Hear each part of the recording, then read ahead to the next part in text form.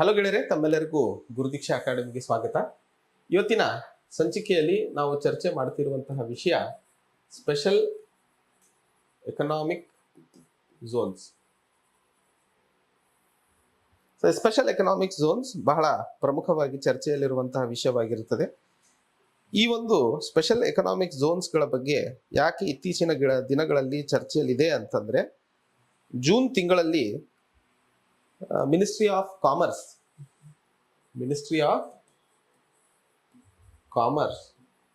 And industry ಈ special economic zones ನಲ್ಲಿ ಒಂದಿಷ್ಟು ಪ್ರಾವಧಾನಗಳನ್ನ ಸಡಿಲಿಕೆಗೊಳಿಸಿರುವಂತಹ ಸಂದರ್ಭದಲ್ಲಿ ಇವತ್ತಿನ ಈ ಚರ್ಚೆಯನ್ನ ಮಾಡ್ತಾ ಇರುವಂಥದ್ದು. ಈ ಒಂದು ಸ್ಪೆಷಲ್ ಎಕನಾಮಿಕ್ ಝೋನ್ಸ್ ಅಂದ್ರೆ ಏನು, ಇವುಗಳು ಜಾರಿಗೆ ಬಂದಿರುವಂಥದ್ದು, ಇದರ ಪ್ರಾಮುಖ್ಯತೆ, ವಿಶೇಷ ಆರ್ಥಿಕ ವಲಯ ಕನ್ನಡದಲ್ಲಿ. So ministry of commerce and industry ಒಂದಿಷ್ಟು ಪ್ರಾವಧಾನಗಳನ್ನ ಸಡಿಲಿಕೆ ಮಾಡಿದೆ. ಯಾಕೆ? ಇವತ್ತಿನ 21ನೇ ಶತಮಾನದಲ್ಲಿ ಆರ್ಟಿಫಿಷಿಯಲ್ ಇಂಟೆಲಿಜೆನ್ಸ್, ಮಷೀನ್ ಲರ್ನಿಂಗ್ ಮತ್ತು ಡಿಜಿಟೈಸೇಷನ್ ಅಥವಾ ಟ್ಯಾಬ್ಲೆಟ್ಸ್, ಮೊಬೈಲ್ ಫೋನ್ಸ್, ತಂತ್ರಜ್ಞಾನದ ಬಳಕೆ ಮತ್ತು ಬೆಳವಣಿಗೆ ಮಹತ್ತರವಾಗಿ ಬೆಳೀತಾ ಇದೆ.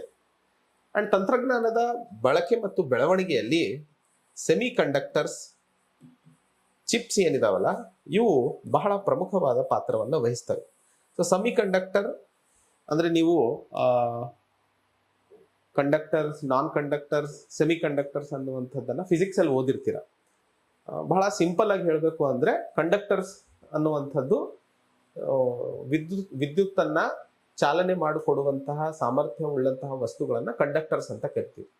ಉದಾಹರಣೆಗೆ ಯಾವುದೋ ಒಂದು ಮೆಟಲ್ ರಾಡ್ ಅನ್ನ ತಗೊಂಡು ನೀವು ಸ್ವಿಚ್ ಅಲ್ಲಿ ಹಾಕಿದ್ರೆ ಶಾಕ್ ಹೊಡೆಯುತ್ತೆ.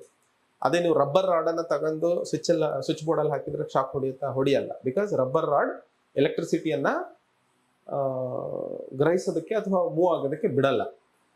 ಸೊ ಯಾವ ವಸ್ತುಗಳು ವಿದ್ಯುತ್ ಚಾಲನೆಯಲ್ಲಿ ಪೂರಕವಾಗಿರ್ತವೋ ಅವುಗಳನ್ನ ಕಂಡಕ್ಟರ್ಸ್ ಅಂತ ಕರಿತೀವಿ. ಯಾವ ವಸ್ತುಗಳು ವಿದ್ಯುತ್ ಚಾಲನೆಯನ್ನ ಅನುವು ಮಾಡಿಕೊಡಲ್ವೋ ಅವುಗಳನ್ನ ನಾನ್ ಕಂಡಕ್ಟರ್ಸ್ ಅಂತ ಕರಿತೀವಿ. ಸೆಮಿ ಕಂಡಕ್ಟರ್ಸ್ ಅಂದ್ರೆ ಇವು ಎರಡರ ನಡುವೆ ಇರುವಂತಹ ಒಂದು ಅದ್ಭುತವಾದ ತಂತ್ರಜ್ಞಾನ. ಅದು ಫಿಸಿಕ್ಸ್ ಓದುವಂತಹ ಸಂದರ್ಭದಲ್ಲಿ ತಿಳ್ಕೊತೀರ. ಸೊ ಸೆಮಿ ಕಂಡಕ್ಟರ್ ತಂತ್ರಜ್ಞಾನವು ಬಹಳ ಪ್ರಮುಖವಾದದ್ದಾಗಿರುತ್ತದೆ. 2021ರ ಸೆಮಿ ಕಂಡಕ್ಟರ್ ಅಸೋಸಿಯೇಷನ್ನ ಪ್ರಕಾರ ಪ್ರಪಂಚದ 35% ಸೆಮಿ ಕಂಡಕ್ಟರ್ ತಂತ್ರಜ್ಞಾನವನ್ನ ಅಥವಾ ಚಿಪ್ಸ್ ಗಳನ್ನ ಉತ್ಪಾದಿಸುತ್ತಿರುವಂತಹ ರಾಷ್ಟ್ರ ಚೈನಾ ಆಗಿರುತ್ತದೆ. ಸೊ ಎಲ್ಲಾ ರಾಷ್ಟ್ರಗಳು ಅಂದ್ರೆ ಪ್ರಪಂಚದಲ್ಲಿ ಬಹಳಷ್ಟು ರಾಷ್ಟ್ರಗಳು ಚೈನಾ ಉತ್ಪಾದಿಸುತ್ತಿರುವಂತಹ ಸೆಮಿ ಕಂಡಕ್ಟರ್ಸ್ಗಳ ಮೇಲೆ ನಿರ್ಭರವಾಗಿರುತ್ತದೆ. ಆದರೆ COVID-19 ಸಂದರ್ಭದಲ್ಲಿ ರಾಷ್ಟ್ರಗಳಿಗೆ ಅರ್ಥ ಆಗಿದ್ದು, ಚೈನಾ ಮೇಲೆ ಹೆಚ್ಚಿನ ಮಾತ್ರದಲ್ಲಿ ಅಥವಾ ಗಾತ್ರದಲ್ಲಿ ಸೆಮಿ ಕಂಡಕ್ಟರ್ಸ್ಗಳ ಮೇಲೆ ಅವಲಂಬನೆ ಆಗೋದ್ರಿಂದ ರಾಷ್ಟ್ರಗಳ ತಂತ್ರಜ್ಞಾನದ ಬೆಳವಣಿಗೆಯಲ್ಲಿ ಆಗುವಂತಹ ಹಿನ್ನಡತೆಯ ಬಗ್ಗೆ ಅರಿವಾಯಿತು. ಅದನ್ನ ತಿಳ್ಕೊಂಡಂತಹ ರಾಷ್ಟ್ರಗಳು, ಅದರಲ್ಲಿ ಭಾರತ ಒಂದು, ಈಗ ಭಾರತದಲ್ಲಿಯೇ ಸೆಮಿ ಕಂಡಕ್ಟರ್ ತಂತ್ರಜ್ಞಾನ ಚಿಪ್ಸ್ ಗಳನ್ನ ಉತ್ಪಾದಿಸುವಂತಹ ಕಡೆಗೆ ಒಂದಿಷ್ಟು ಕ್ರಮಗಳನ್ನ ಕೈಗೊಳ್ತಾ ಇದೆ. ಆ ಒಂದು ನಿಟ್ಟಿನಲ್ಲಿ ಸೆಮಿಕಾನ್ ಇಂಡಿಯಾ ಪ್ರೋಗ್ರಾಮ್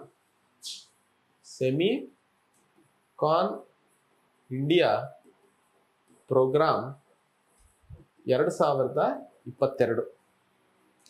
ಸೊ ಈ ಸೆಮಿಕಾನ್ ಇಂಡಿಯಾ ಪ್ರೋಗ್ರಾಮ್ ಅಥವಾ ಕಾರ್ಯಕ್ರಮ ಕೇಂದ್ರ ಸರ್ಕಾರ ದೇಶದಲ್ಲಿ ಡೊಮೆಸ್ಟಿಕಲಿ ಅಂದ್ರೆ ನಮ್ಮ ದೇಶದಲ್ಲೇ ಉತ್ಪಾದಿಸುವಂತಹ ವ್ಯವಸ್ಥೆಯನ್ನ ಮಾಡೋದಕ್ಕೆ ಈ ಕಾರ್ಯಕ್ರಮವನ್ನ ಜಾರಿಗೆ ತಂತು.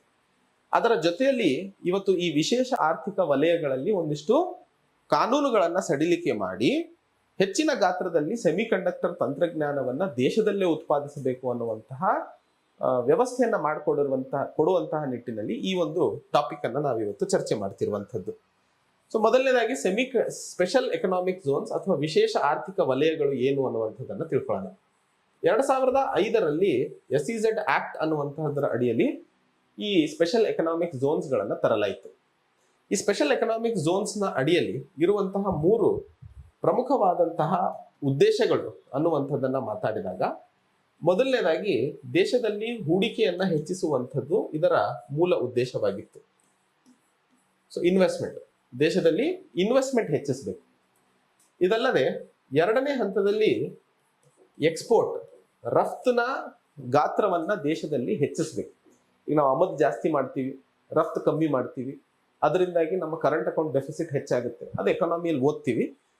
ಸೊ ಅಲ್ಟಿಮೇಟ್ಲಿ ಭಾರತ ಆಮದು ಮಾಡೋದು ಹೆಚ್ಚು, ರಫ್ತು ಮಾಡೋದು ಕಮ್ಮಿ.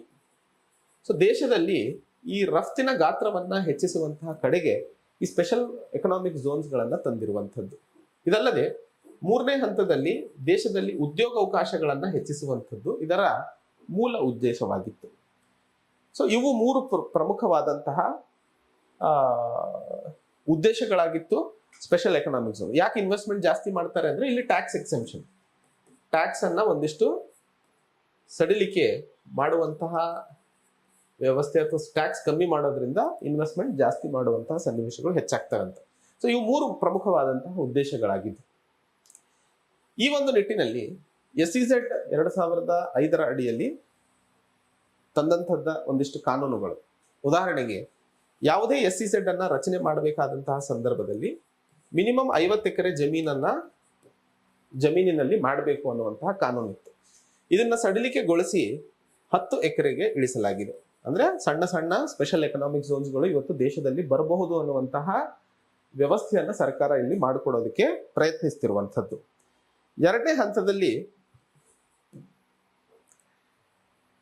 ಈ ಒಂದು ಎಕನಾಮಿಕ್ ಝೋನ್ಸ್ಗಳು ಪ್ರಮುಖವಾಗಿ ರಚನೆ ಆಗಿದ್ದು ರಫ್ತಿಗೋಸ್ಕರ. ಸೊ ರಫ್ತಿನ ಜೊತೆಯಲ್ಲಿ ಈ ಸ್ಪೆಷಲ್ ಎಕನಾಮಿಕ್ ಝೋನ್ಸ್ ಅಲ್ಲಿ ಉತ್ಪಾದಿಸುವಂತಹ ಸೆಮಿ ಕಂಡಕ್ಟರ್ ಚಿಪ್ಸ್ ಗಳನ್ನ ಡೊಮೆಸ್ಟಿಕಲಿನೂ ಸಹ ಸಪ್ಲೈ ಮಾಡಬಹುದು. ಸೊ ನಮ್ಮ ದೇಶದಲ್ಲಿ ಅವಶ್ಯಕವಿರುವಂತಹ ಕಂಪನಿಗಳಿಗೂ ಈ ಒಂದು SEZ ಗಳಿಂದ ಉತ್ಪಾದಿಸುವಂತಹ ಚಿಪ್ಸ್ ಗಳನ್ನ ಒದಗಿಸಬಹುದು ಅನ್ನುವಂತಹ ಕಾನೂನನ್ನು ಸಹ ಸಡಿಲಿಕೆ ಮಾಡಲಾಗಿರುವಂಥದ್ದು. ಮೂರನೇ ಹಂತದಲ್ಲಿ ಯಾವುದೇ ಜಮೀನು ಈ ಸ್ಪೆಷಲ್ ಎಕನಾಮಿಕ್ ಝೋನ್ಸ್ ನ ಅಡಿಯಲ್ಲಿ ಎನ್ಕಂಬರೆನ್ಸ್ ಅಂದ್ರೆ ಯಾರು ಆ ಒಂದು ಜಮೀನಿನ ಮೇಲೆ ತನ್ನ ಓನರ್ಶಿಪ್ ಅನ್ನ ಅಥವಾ ಆ ಜಮೀನಿಗೆ ಸಂಬಂಧಿಸಿದಂತೆ ಯಾವುದೇ ಕಾನೂನಾತ್ಮಕ ಘರ್ಷಣೆಗಳು ಇಲ್ಲದೇ ಇದ್ದಂತಹ ಸಂದರ್ಭದಲ್ಲಿ ಅವುಗಳನ್ನ ಕಂಪನಿಗೆ ಒದಗಿಸುವಂತಹ ವ್ಯವಸ್ಥೆ. ಸೊ ಬಿಕಾಸ್ ದೇಶದಲ್ಲಿ ನಾವು ಇವತ್ತಿಗೂ ಜಮೀನಿಗೆ ಸಂಬಂಧಿಸಿದಂತೆ ಬಹಳ ಭಾವುಕರಾಗಿದ್ದೀವಿ. ಬಹಳ ದೊಡ್ಡ ಮಟ್ಟದಲ್ಲಿ ಜಮೀನನ್ನ ಪಡ್ಕೋಬೇಕು ಅಂತಂದ್ರೆ ಕಂಪನಿಗಳಿಗೆ ಬಹಳ ಸಮಸ್ಯೆ ಆಗ್ತಿತ್ತು. ಆ ಒಂದು ಸಡಿಲಿಕೆಯಿಂದಾಗಿ ಕಂಪನಿಗಳಿಗೆ ಇನ್ನೂ ಅನುಕೂಲ ಮಾಡಿಕೊಡುವಂತಹ ಕಡೆಗೆ ಸರ್ಕಾರ ಇಲ್ಲಿ ಪ್ರಯತ್ನವನ್ನ ನಡೆಸ್ತಾ ಇರುವಂಥದ್ದು. ಒಟ್ಟಾರೆ ಸೆಮಿ ಕಂಡಕ್ಟರ್ ಟೆಕ್ನಾಲಜಿ ಭಾರತದ ಆರ್ಥಿಕ ವ್ಯವಸ್ಥೆಯಲ್ಲಿ ಬೆಳೆಸ್ಕೊಂಡು ಹೋಗುವಂಥದ್ದು ಬಹಳ ಪ್ರಮುಖವಾಗಿರುತ್ತದೆ ದೇಶದ ಮುಂದಿನ ಭವಿಷ್ಯತ್ತಿಗೆ. ಇಲ್ಲ ಅಂತಂದ್ರೆ ನಾವು 40-50 ವರ್ಷ ಹಿಂದೆ ಉಳ್ಕೋತೀವಿ. ಪ್ರಗತಿಪರ ರಾಷ್ಟ್ರಗಳು ಸೆಮಿಕಂಡಕ್ಟರ್ ಟೆಕ್ನಾಲಜಿಯನ್ನು ಬಳಸಿ ತನ್ನ ದೇಶದ ಜನರಿಗೆ ಬೇಕಾದಂತಹ ಸವಲತ್ತುಗಳು ಮತ್ತು ಅವಕಾಶಗಳನ್ನ ಕಲ್ಪಿಸುವಂತಹ ಕಡೆಗೆ ಮುಂದೆ ಹೋಗ್ಬಿಡ್ತವೆ. ಭಾರತ ಮಾಡ್ತಾ ಇರುವಂತಹ ಈ ಒಂದು ಪ್ರಯತ್ನಗಳು ಏನೋ ಸರಿಯಾಗಿದ್ದಾವೆ. ಆದರೆ ನಾವು 1 ತಿಂಗಳು 2 ತಿಂಗಳಲ್ಲಿ ಇದರದ ರಿಸಲ್ಟ್ ಎಷ್ಟರ ಮಟ್ಟಿಗೆ ದೇಶಕ್ಕೆ ಅನುವು ಮತ್ತು ಒಳ್ಳೇದು ಮಾಡುತ್ತೆ ಅಂತ ಹೇಳಕ್ಕಾಗಲ್ಲ. ಮುಂದಿನ 15-20 ವರ್ಷದಲ್ಲಿ ಇವತ್ತು ಮಾಡಿದಂತಹ ಈ ಕಾರ್ಯಕ್ರಮ ಯಾವ ರೀತಿಯಾಗಿ ಭಾರತದ ತಂತ್ರಜ್ಞಾನದ ವ್ಯವಸ್ಥೆ ಮತ್ತು ಭಾರತದ ಜನರ ಜೀವನದಲ್ಲಿ ಮಾಡುವಂತಹ ಅನುಕೂಲತೆಗಳ ಬಗ್ಗೆ ನಾವು ನೋಡೋದಕ್ಕೆ ಸಾಧ್ಯವಾಗುತ್ತೆ. ಅಲ್ಲಿವರೆಗೂ ಕಾದು ನೋಡಬೇಕು. ಸರ್ಕಾರಗಳು ಬದಲಾದಂಗೆ ಪಾಲಿಸಿ ಮತ್ತು ಕಾರ್ಯಕ್ರಮಗಳು ಬದಲಾಗ್ತಾ ಹೋಗ್ಬಿಟ್ರೆ ಈ ಒಂದು ಕಾರ್ಯಕ್ರಮ ಯಾವುದೇ ಲಾಭವನ್ನು ತಂದುಕೊಳ್ಳೋದಕ್ಕೆ ಸಾಧ್ಯವಿಲ್ಲ. ಸೊ ಮುಂದಿನ ದಿನಗಳಲ್ಲಿ ನೋಡೋಣ ಇದ್ರ ಬಗ್ಗೆ ಯಾವ ರೀತಿಯಾಗಿ ಸರ್ಕಾರ ಕ್ರಮ ಕೈಗೊಳ್ಳುತ್ತೆ ಅನ್ನುವಂಥದ್ದು. ಇವತ್ತಿನ ಸಂದರ್ಭದಲ್ಲಿ ಈ ಒಂದು ವಿಶೇಷ ಆರ್ಥಿಕ ವಲಯಗಳ ಒಂದು ರಚನೆ ಮತ್ತು ಅವುಗಳ ಉದ್ದೇಶ ಮತ್ತು ಇವತ್ತು ಸರ್ಕಾರ ಸೆಮಿಕಂಡಕ್ಟರ್ ತಂತ್ರಜ್ಞಾನವನ್ನು ಉತ್ತೇಜಿಸುವಂತಹ ಕಡೆಗೆ ಕೈಗೊಂಡಿರುವಂತಹ ಒಂದಿಷ್ಟು ಕ್ರಮಗಳ ಬಗ್ಗೆ ನಾವು ಚರ್ಚೆ ಮಾಡಿದ್ವಿ. ಮುಂದಿನ ಸಂಚಿಕೆಯಲ್ಲಿ ಇನ್ನೂ ಹೆಚ್ಚಿನ ವಿಷಯಗಳು ಮತ್ತು ಇನ್ನೂ ಬೇರೆ ಬೇರೆ ಸಂಗತಿಗಳ ಬಗ್ಗೆ ಚರ್ಚೆ ಮಾಡೋಣ. ಅಲ್ಲಿಯವರೆಗೆ ತಮ್ಮ ಆರೋಗ್ಯವನ್ನು ಚೆನ್ನಾಗಿ ಕಾಪಾಡ್ಕೊಳ್ಳಿ, ಚೆನ್ನಾಗಿ ಓದಿ ಅಂತ ಹೇಳ್ತಾ ಜೈ ಹಿಂದ್, ಜೈ ಕರ್ನಾಟಕ.